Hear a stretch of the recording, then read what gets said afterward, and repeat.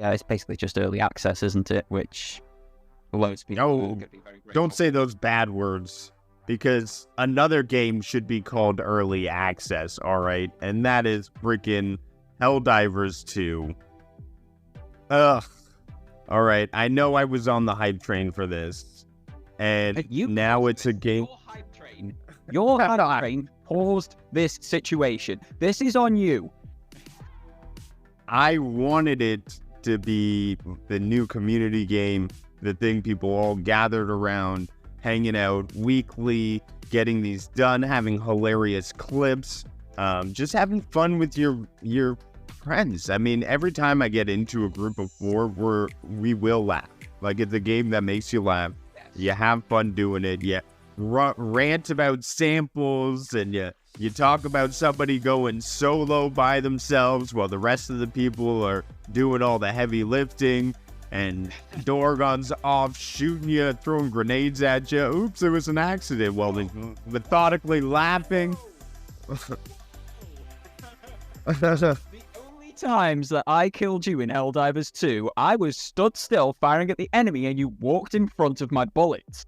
I am not responsible for where you walk with your own autonomy, mate.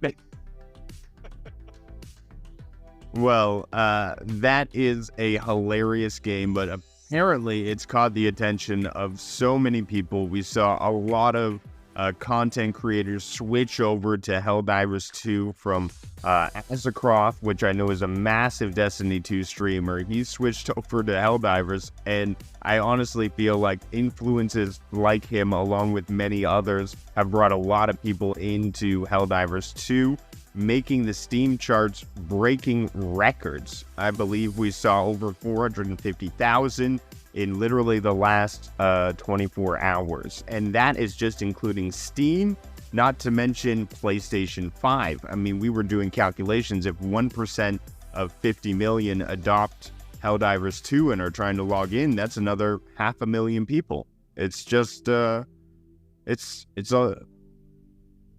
a sticky situation. So the CEO has come out and said it's actually worth waiting until the server problems are fixed. He's saying, this is CEO 2 weeks after the game saying, stop buying my game. Have you ever heard of that before?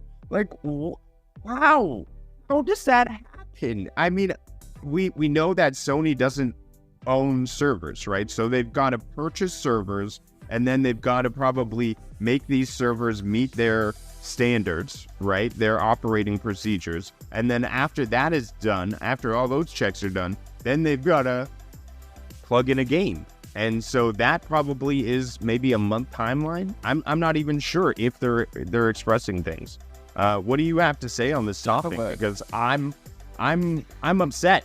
I'm upset. My game is taken away from me. And you should be upset. But there's three ways to look at this. There is the aspect that you're looking at it from, which is completely justified, completely reasonable, and that is the consumer view. We have paid money to play this game. We can't get in to play this game. That money feels like wasted cash. And the CEO coming out and saying, basically, don't do that at the moment, I feel is a really positive thing for the development team, because it puts less pressure on them to keep running themselves into the ground. Because last weekend, the weekend just gone, that was the first time they'd had off since Helldivers 2 launched. They had been in battle mode since it launched because it was so unbelievably beyond their expectations. But from a consumer perspective, I've paid £60 for the Super Citizen edition of this game, and I can't use those £60 at the moment. I can't get into the game. Every time I try at a time of day that actually suits my life, I can't get in and play it. And that's unacceptable when I've paid that much money for entry.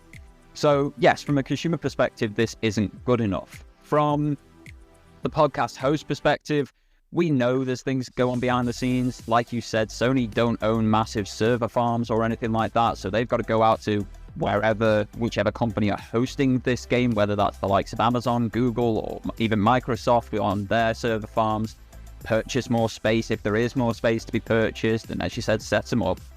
And then from the business perspective, you've got to work within your realms. And what Arrowhead Games are doing here is exactly that. The CEO is taking the flak. He's protecting his staff and his developers, which is a small team. There's only 50 of them working on this game.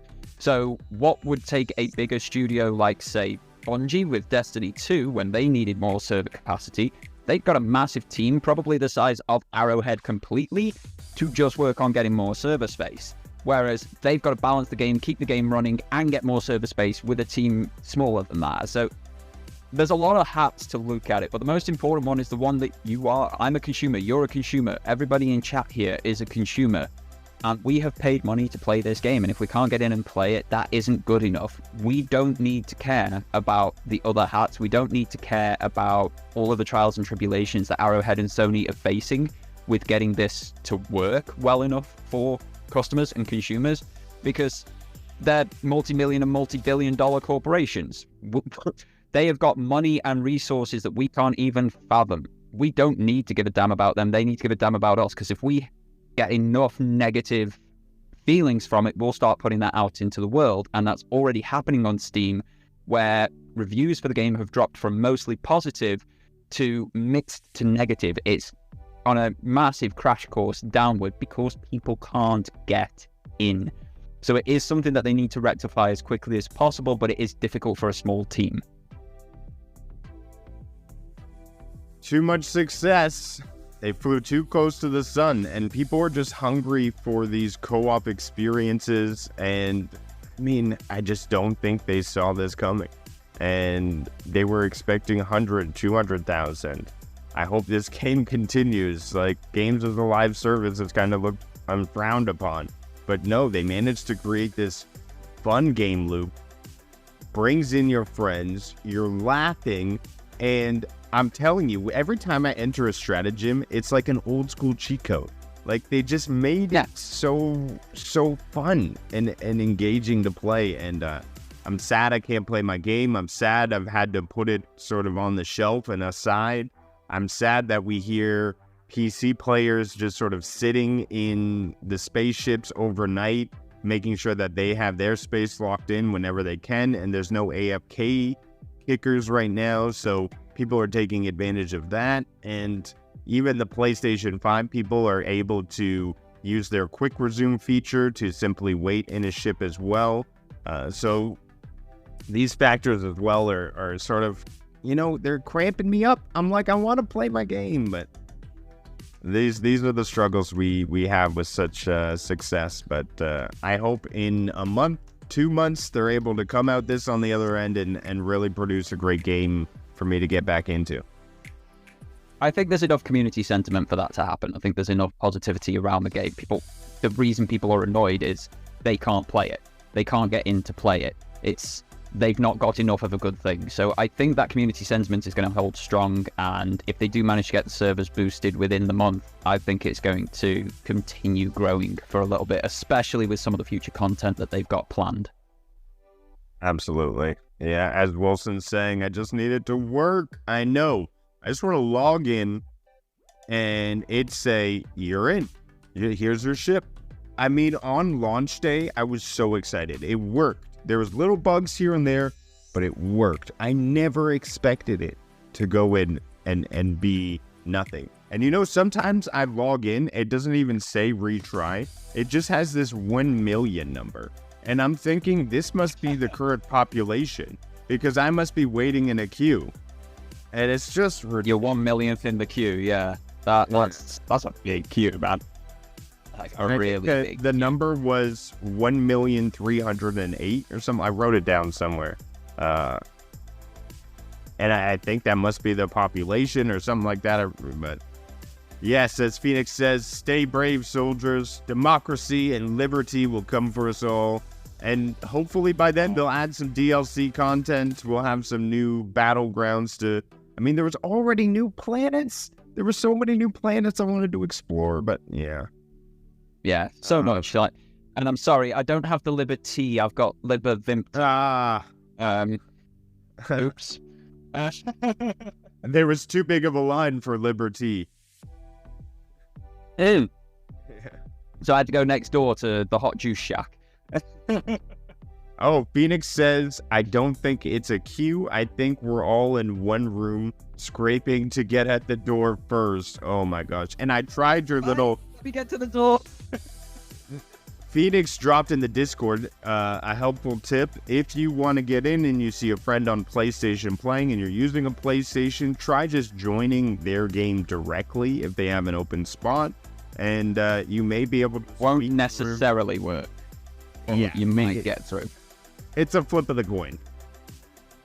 Yeah, you've got more chance that way than just trying to join and then join on your friend. So yeah, it's difficult from a consumer's perspective. It's unacceptable, especially from multi-million and multi-billion-dollar corporations. They should be better, but they're a small team. The first game is culturally loved by a small segment of the community, and they were expecting those guys and a few of their friends to come in, but we ended up with basically everybody. Anybody who plays a live service game has ditched their live service game to come to Helldivers at the moment. That's what it feels like. Yeah. And the people at Sony must be scratching their heads because they bought Destiny for $3.7 billion.